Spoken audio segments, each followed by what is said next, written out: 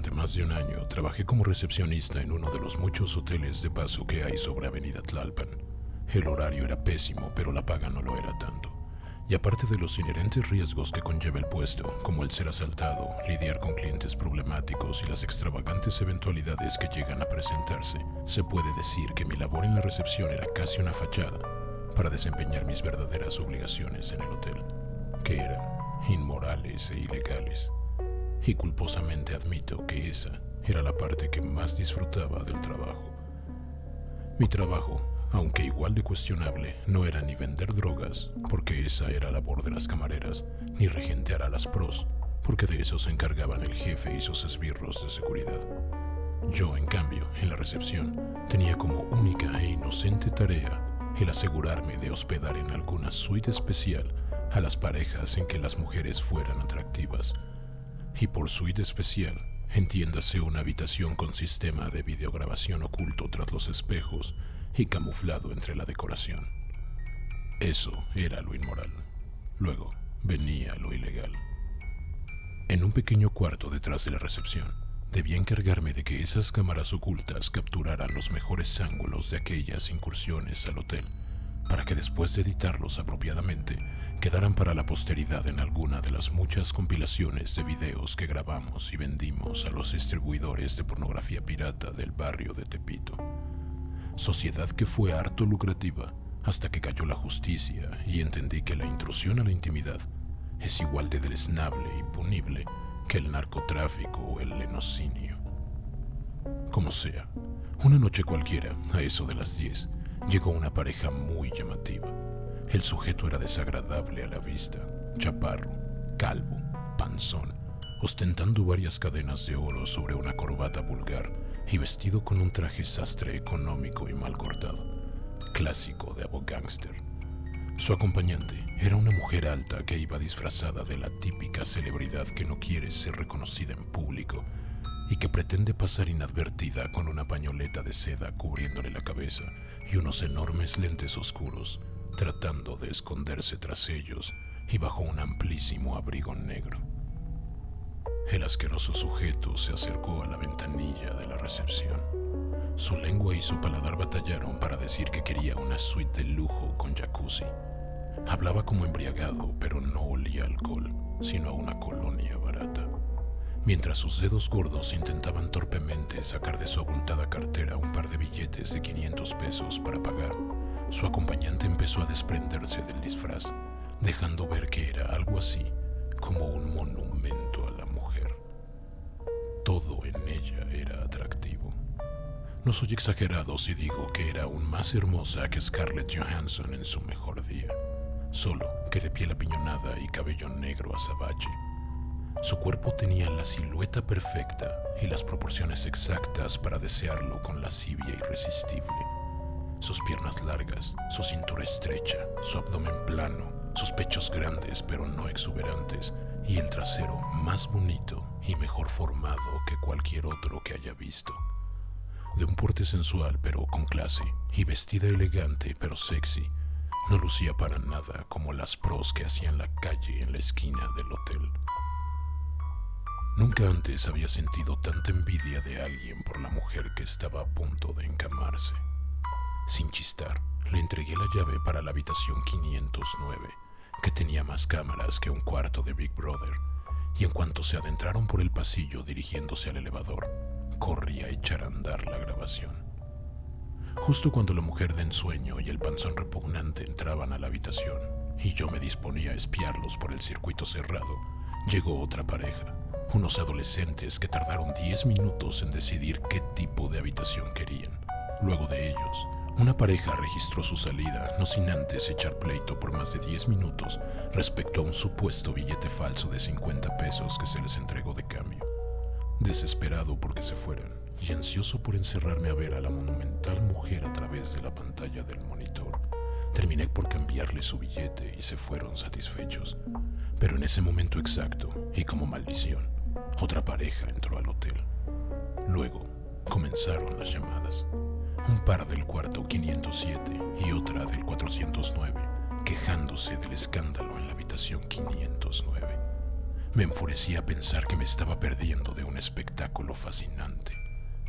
Por el radio, llamé a uno de los camareros para que fueran a pedirle que se moderaran mientras yo registraba la entrada y salida de un par más de parejas. Llegados a ese punto, me había perdido al menos los primeros 45 minutos de la hermosa trigueña en acción, pero al fin parecía que podría ir a encerrarme apaciblemente a disfrutar del evento, así que me desentendí del radio, lo dejé sobre el escritorio y me dirigí al cuarto del monitor a contemplar lo que ya me saboreaba como todo un suceso, tanto que salivaba solo de pensar el deleite que sería mirar el video de aquella deliciosa mujer. Al principio tardé en entender qué era lo que estaba viendo. Pensé que el lente de la cámara estaba desenfocado porque no pude distinguir forma alguna en lo que se mostraba por el monitor, hasta que la camarera tocó la puerta del cuarto y las figuras deformes que se convulsionaban sobre la cama se separaron para atender.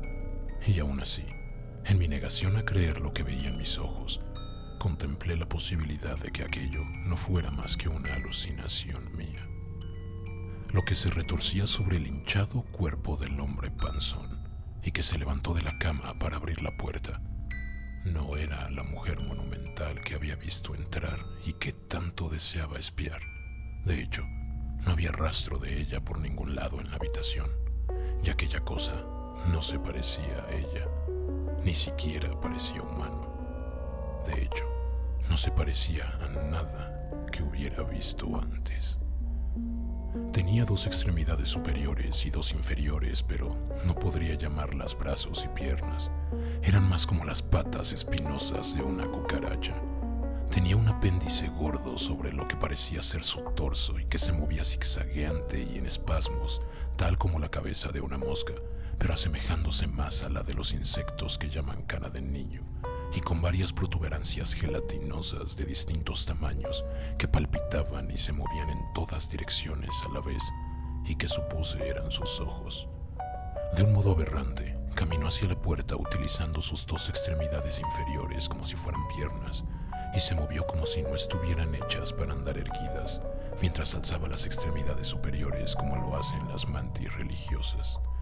Estaba sumergido en un profundo shock por lo repugnante e indecible de lo que presenciaba desde el monitor, hasta que un pensamiento sacudió mi mente y me hizo reaccionar. Debía alertar al camarero del monstruo tras aquella puerta. Por instinto, bajé la mano hacia mi cinturón para tomar el radio y avisarle, pero lo había dejado sobre el escritorio de la recepción, así que salí corriendo por él. Tomé el radio y de inmediato comencé a gritar y advertirle que no entrara a la habitación. Al tiempo, quedaba 2 pasos para regresar al pequeño cuarto y volver a mirar por el monitor. Entonces, descubrí que había sido inútil y que ya era muy tarde. El camarero estaba parado en el umbral de la puerta, petrificado, impávido frente a aquel monstruo aberrante, como insecto, que investigaba los gritos provenientes del radio colgado en su cinturón. Con movimientos convulsos, acercó una de sus extremidades superiores hacia lo que parecía ser su cabeza para recibir lo que regurgitó de ella. Alguna especie de baba viscosa que luego embarró sobre la cara del camarero, quien pareció no notarlo y se mantuvo inmóvil. Luego, con la otra extremidad, lo jaló dentro del cuarto y cerró la puerta. No pude contener el pánico y grité otra vez, sin darme cuenta que no había alejado el radio de mi boca y que lo sujetaba tan fuerte que, sin quererlo, apretaba el botón para hablar. El monstruo escuchó mi grito y, como si entonces lo hubiera descubierto, giró su deforme e indescriptible cabeza exactamente hacia donde estaba la cámara por donde yo contemplaba aterrado lo que sucedía. Por un segundo se mantuvo inmóvil, pero luego e intempestivamente se giró y se tiró al suelo sobre sus 4 extremidades que se doblaron de una manera antinatural, como las patas traseras de un grillo, y con las que se echó a correr fuera del encuadre de la cámara, dejando en la escena al camarero inmóvil y al panzón asqueroso que parecía estar muerto sobre la cama, cubierto también de la vomitiva secreción. Así transcurrieron algunos segundos sin que nada cambiara, y por un momento hasta me permití pensar que la cosa habría huido al verse descubierta, como los insectos. Pero no pude completar ese pensamiento en mi mente cuando la cabeza del putrido monstruo apareció de nuevo, inundando la escena, posando sus docenas de ojos sobre la cámara y mirando fijamente hacia el monitor. Aquello ha sido la cosa más abominable que he visto, y un recuerdo del que me gustaría olvidarme. Justo en ese momento, y antes de que me desmayara de la impresión, el monitor se apagó y se escuchó un crujido acompañado de chispazos y un denso hilo de humo negro que apestaba a cable quemado, proveniente del CPU de la computadora que era la terminal de la consola del video. Antes de que pudiera reaccionar, los chispazos se volvieron una flama de un tamaño considerable y tuve que apurarme a ir por el extintor en la recepción para evitar un incendio. La nube del polvo químico del extintor y la peste a plástico quemado generó cierta conmoción entre los demás empleados y los huéspedes de los cuartos cercanos a la recepción, que percibieron el olor y salieron a ver el chisme. Yo estaba como catatónico. Me era imposible aceptar lo que acababa de ver y lidiaba con el entenderlo. Ni siquiera podía responderle a quien me preguntaba qué había sucedido porque ni yo mismo lo sabía. Apenas atiné a decir que buscaran al camarero en la 509. Uno de los esbirros de seguridad del jefe salió a buscarlo a la vez que lo llamaba por el radio, mientras un par de camareras se quedaron conmigo intentando tranquilizarme. Luego de un par de minutos, y antes de que el guarro llegara a la habitación, por fin se escuchó la voz del camarero por el radio. Decía ir bajando hacia la recepción, por las escaleras de servicio, en la parte de atrás del hotel. Al mismo tiempo, al fondo del pasillo, se abrieron las puertas del elevador y el panzón desagradable y la hermosa mujer salieron de él. Ella llevaba de nuevo su disfraz de celebridad de incógnito. Me petrifiqué al verlos aproximarse a la recepción para registrar su salida y entregar las llaves del cuarto. Una de las camareras, que notó mi pánico, se acercó a recibirlas. En ese momento, el guarura de mi jefe se reportó por el radio. Estaba en la 509 y aparte de una cama revuelta, no había nada más que informar.